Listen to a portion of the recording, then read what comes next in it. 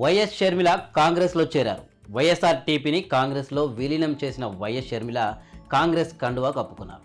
కాంగ్రెస్ అధ్యక్షుడు మల్లికార్జున ఖర్గే, రాహుల్ గాంధీ సమక్షంలో వైఎస్ షర్మిల కాంగ్రెస్ తీర్థం పుచ్చుకున్నారు.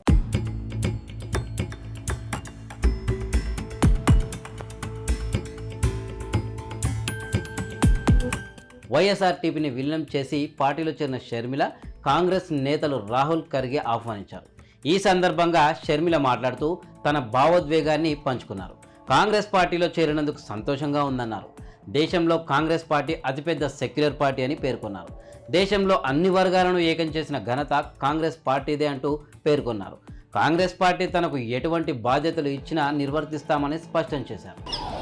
I am very happy to be merging YSR Telangana party into the Congress party. It gives me immense joy that the YSR Telangana party is going to be a part of the Indian National Congress from today onward.